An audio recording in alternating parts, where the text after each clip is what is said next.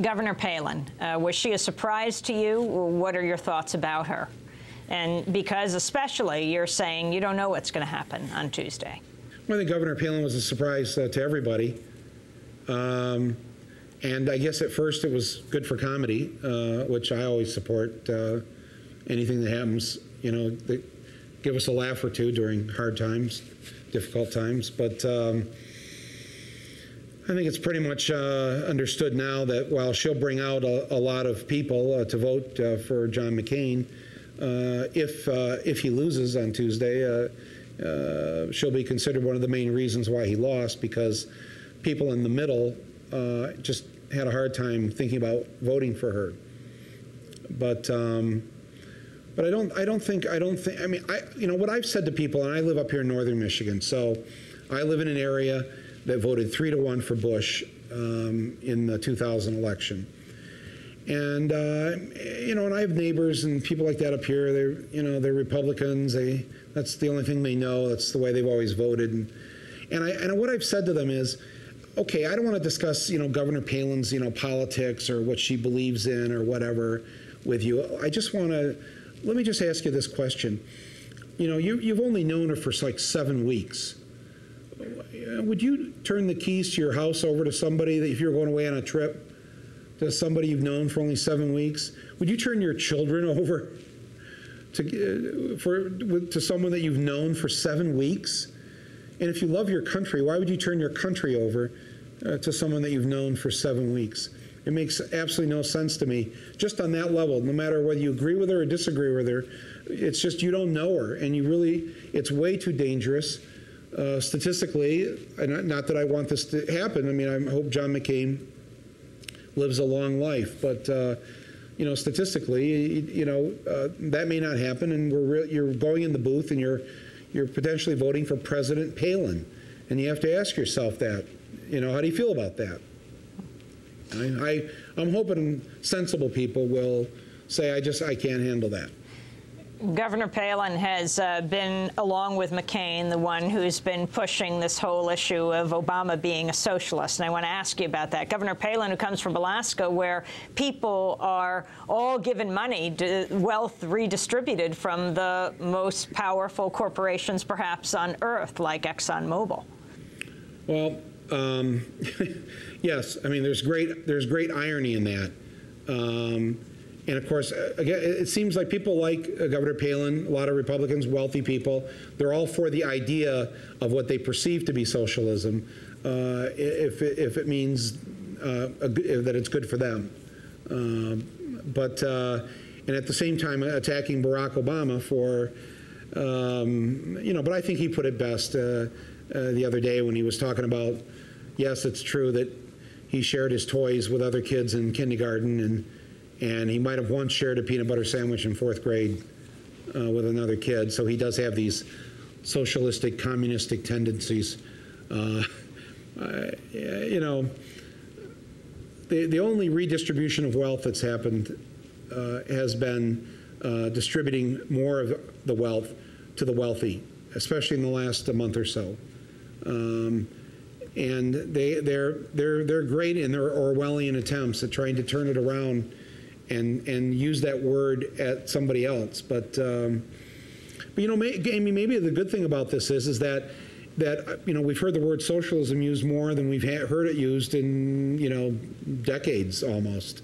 So maybe that's a good thing. It gets people looking it up in Wikipedia or something.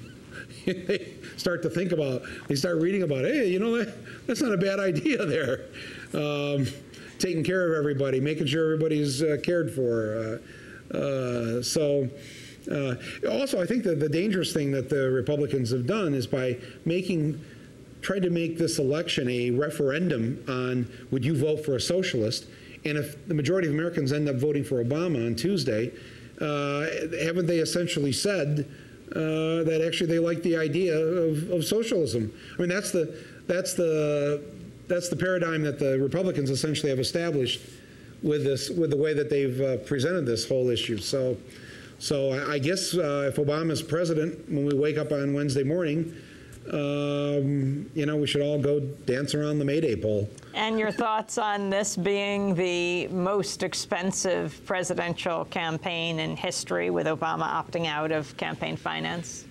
Well, yeah, one good thing that Obama could do as soon as he takes office is to say, that sucked, what we just went through and what I did, what I participated in, even though it was mostly from small donations. This isn't the way we should be doing this.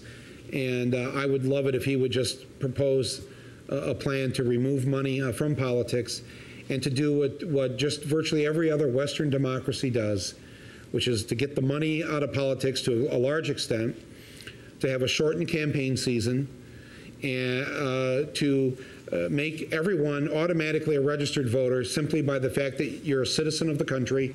You're automatically registered at that moment. So if you were born here, like in Canada, essentially your birth certificate is your voter registration card, and you're registered at Elections Canada. When you're born, they have that all in their data file, and it's just there. And we need to go to a paper ballot. We need to go back to the best way to vote, a pencil and a paper. And then the paper ballots are counted in each precinct with observers from each party present as they count the ballots. And we need to support third, fourth, and fifth parties so that all voices are heard in this country. They need to be at the debates. I watched the Canadian debate on C-SPAN. They had 5 political parties there. They all got equal time, and they all think that that's a good idea, because it's important in a democracy that all voices be heard. So I would love to see a number of reforms as far as our electoral system. It is so crazy. So many people are going to have so many problems on Tuesday. They're going to show up. They're going to find out their name isn't on the rolls, or they're going to go in the booth and get confused again. In some states, you can vote a straight party ticket, but you can't vote for individual candidates. The state I live in, you can vote a straight party ticket and vote for individual candidates, and the ballot is good.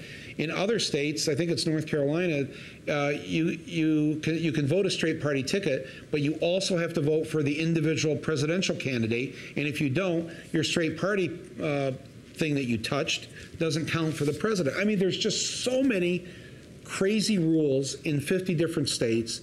We're one country. There should be one way to do this. The Canadians have the ballots counted within an hour. They're just pieces of paper. They count them all. And I mean, it's a big country. It's the second largest landmass in the world. They're bringing, their ballots in by canoe and dog sled and baby seal. I don't know, however they get them there, but within an hour they know who their prime minister is going to be. So we really have to correct this, the whole shebang here of our electoral process. You talked about Canada. What about these third-party candidates? You supported Nader in 2000. There's Bob Barr right now, as well as Nader. There's Cynthia McKinney. Are you encouraging them all to run as hard as they can, even in these last few days and with the stakes the way they are? Yes, I think it's good that. Yes, I think it's good that there are different people running, but in this election, I'm voting for Barack Obama, and we don't have the proper setup to where these other parties have a chance. They should have a chance. We should have a different system so that people could have their voice heard, and people who want to vote for these candidates have a chance to legitimately do that and have a legitimate some form of representation or proportional representation where their voices are heard in Congress. I mean, that just seems to make common sense, doesn't it, to anybody who really believes in democracy, that if 10% of the country